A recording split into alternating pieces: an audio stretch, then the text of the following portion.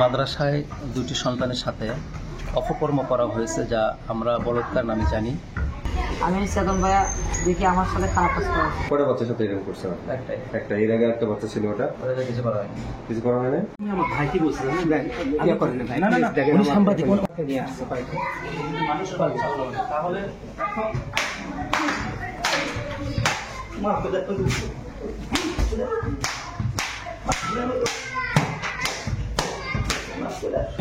তুমি 7 মাস পর কি করো? তোমার রিপোর্ট যেখানে শুনছে ফোন দিয়ে সেখানে তোমার কি রিপোর্ট?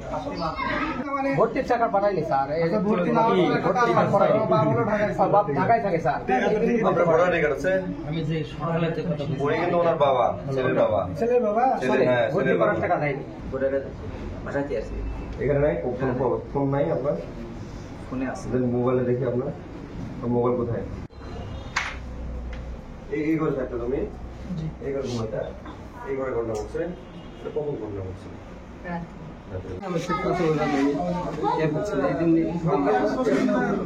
একটু মেহেদি ভাই একটু ভালো করে নিয়ে আসেন। পেশাব করবে, পেশাব করবে। ও আচ্ছা আচ্ছা। আরে কিছু না। কিবরিয়া নামে দেখেন এই কই গেলেন?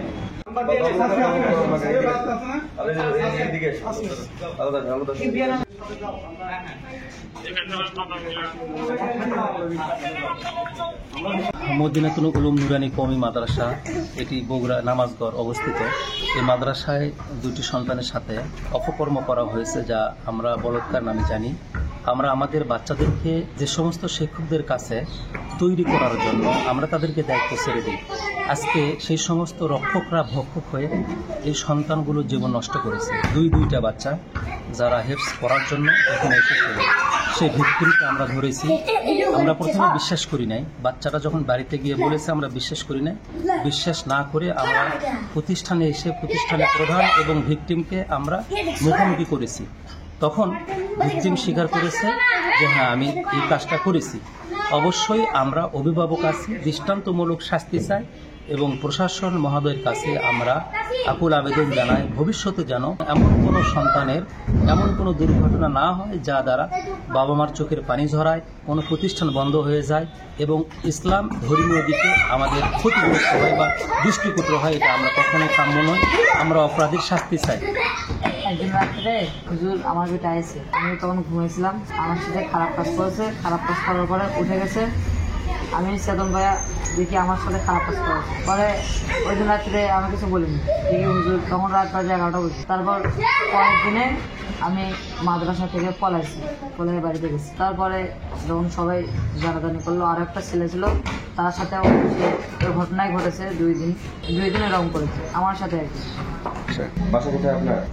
গণকপাড়া। হ্যাঁ, গণকপাড়া ইউনিয়ন সৈয়দপুর, থানা শিবগঞ্জ। এখানে আপনি কি পদে আছেন? শিক্ষক হিসেবে আছেন। কি ঘটনা করছে বলেন? এখানে ও আমাদের শুয়েছিল, তো সাজানো ঢোকায় পরে মানে কাজ খারাপ কাজের দিকে যাচ্ছিল। এভাবে মানে কাজ শুরু করি নাই, প্লাস শেষও করি নাই অবস্থায়। কয়টা বাচ্চার সাথে এরকম করছে? একটা। এর আগে একটা বাচ্চা ছিল, ওটা কিছু করা হয়নি। কিছু করা হয়নি। কখন তো ঘটনা? আজকের ঘটনা এটা? না, কয়েকদিন আগে। কয়দিন আগের ঘটনা? কয়দিন আগের ঘটনা আজকে কেমনে ফ্লাশ হলো? আমি বাসায় গেলাম, ছাত্র বাসায় গেছিল, তাদেরকে সবকিছু বলছে। পরে বাসায় ছেলে যায় বাবা মাকে বলে দিছে। তারপর ওর বাবা মা আসছে। ওর বাবা মা কোনটা? বাবা কোথায়? আচ্ছা, বাবা আসছিল নাকি ভাই? বাবা আছে, বাবা আছে।